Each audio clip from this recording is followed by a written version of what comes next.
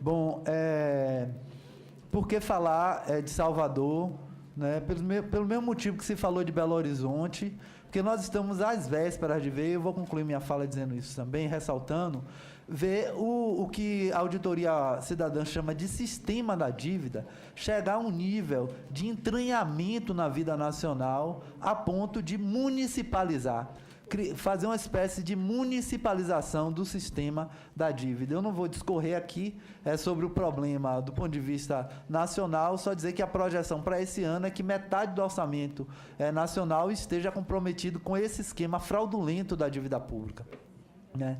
E o que nós estamos assistindo agora é a possibilidade desse mecanismo que já vitima os estados e municípios à medida que corta recursos, né, que devem vir da União para os estados e municípios, à medida que condiciona, inclusive, todas as políticas dos estados e municípios a esses acordos internacionais, né, com esses organismos chamados organismos multilaterais, o BID, né, essa sopa de letras aí de dominação, de, digamos, aviltamento da nossa soberania nacional, mas significa que o sistema ele vai se espraiar por todo o país até o último ente, o ente que está mais próximo da população, que são os municípios. Por isso, Salvador, né, que nós chamamos lá a capital da resistência, né, está aqui nessa mesa porque é apenas um exemplo do que pode acontecer. A questão não é discutir Salvador, a questão é discutir Salvador e Belo Horizonte como um exemplo do que pode se generalizar no nosso país, né? Então, eu acho que é importante falar isso. Como o tempo é curto, eu já vi 4 minutos já se passaram ali, eu queria destacar só 2 elementos. Primeiro, o caráter igualmente cifrado desses projetos que vão para os estados e municípios. Eu me lembro, Maria Lúcia, disse que ia citar a auditoria várias vezes aqui, que nós aprovamos, a Câmara Municipal aprovou a chamada reforma tributária e administrativa em 2013.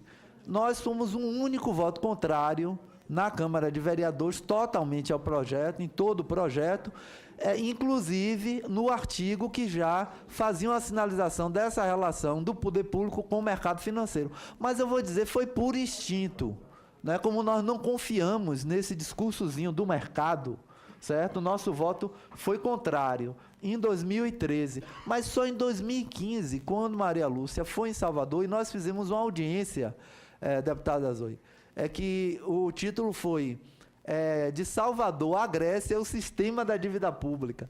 Foi só naquele momento que, olhando a situação de Salvador, Maria Lúcia disse, aqui tem o ovo da serpente. A Câmara Municipal de Salvador aprovou uma chamada reforma tributária que traz a possibilidade da criação das CDMs. Aqui o companheiro Tito, que é da auditoria, também muito nos ajuda a contribuir lá na cidade de Salvador e na Bahia para a discussão desse tema. Então, veja, eu estou dando esse exemplo porque o tempo está correndo, mas a gente vai vendo como, de maneira cifrada, as coisas vão sendo colocadas, porque nem nós que votamos contrariamente já votamos com absoluta consciência do nosso voto naquele momento, né?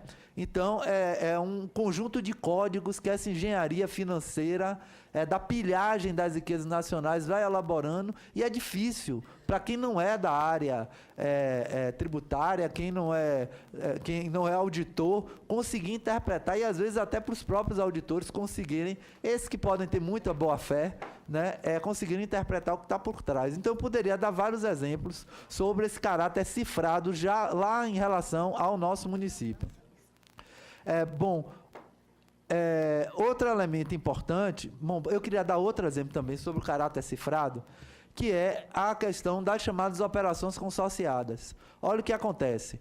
O projeto, o Plano Diretor de Salvador definiu não apenas determinadas iniciativas do poder público na cidade, como iniciativas de operações urbanas consorciadas. São operações, basicamente, o caráter dela da relação público-privado, parcerias público-privadas. Salvador definiu no seu PDDU regiões inteiras, todas as regiões, e são grandes, que são regiões que interessam a especulação imobiliária, como regiões, isso não se fez em lugar nenhum no país, nem em Minas Gerais, né?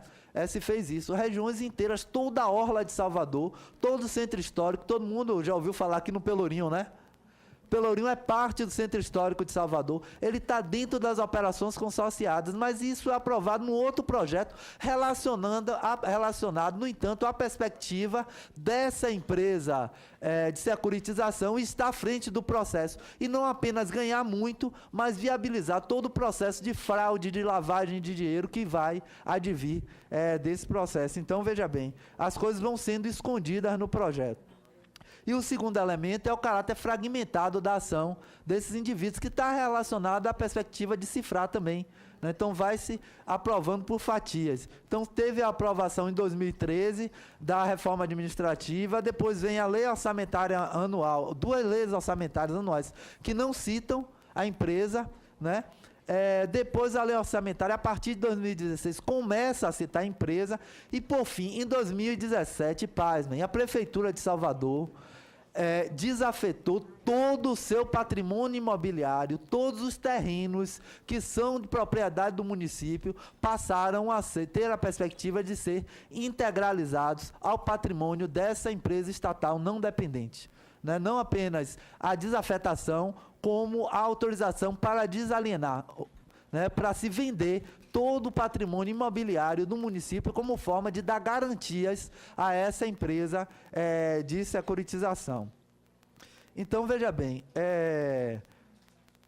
esse é um trajeto que eles vão, que a máfia, digamos assim, vai percorrendo, né, dentro de um tema que é difícil de se interpretar, ela vai fragmentadamente agindo, até criar uma situação, e aqui eu vou concluir minha fala, em que tudo pareça irreversível. Eu quero fazer uma referência aqui à questão da auditoria da dívida pública, para fazer da auditoria pública da dívida da União, né? Para fazer uma referência em relação ao momento que nós estamos passando, que é um momento decisivo para estados e municípios.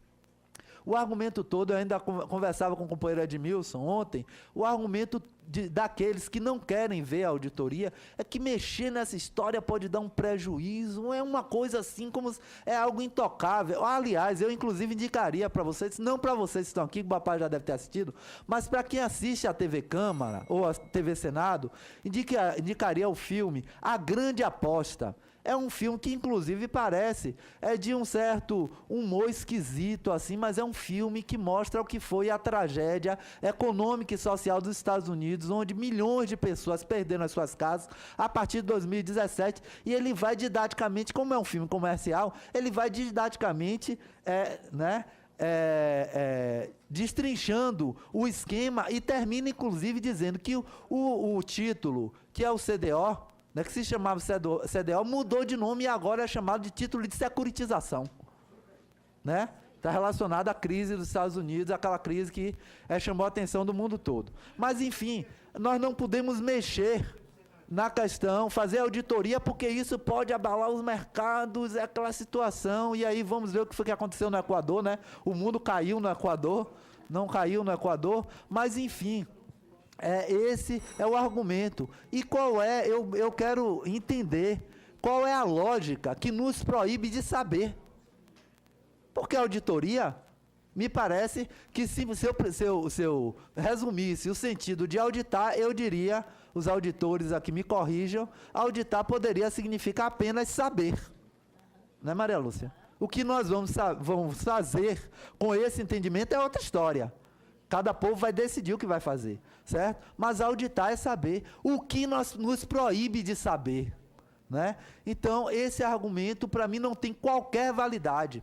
E nós estamos numa situação, eu acho aqui, que chama a nossa coragem, a nossa atitude em relação à defesa da nossa soberania popular e soberania nacional. Por que isso? Porque nesse momento, deputado Paim, deputada Regina, o esquema está sendo montado. Ele está sendo montado, digamos, ao alcance das nossas mãos. O que nós vamos fazer com isso? O que nós vamos fazer com a empresa estatal não dependente que está querendo, mais uma vez, mutilar os recursos da União? O que nós vamos fazer com as empresas estatais não dependentes que vão se espalhar por pelos 27 estados dessa federação. O que nós vamos fazer com as empresas estatais não dependentes que prometem se espalhar pelos mais de 5.000 municípios do Brasil? Eu termino aqui com essa pergunta para todos que estão aqui nessa mesa, no plenário, e os que estão ouvindo, assistindo aqui, nos acompanhando na TV Senado. Obrigado pela sua atenção. Muito bem. Hilton Coelho, vereador representante da Câmara Municipal de Salvador.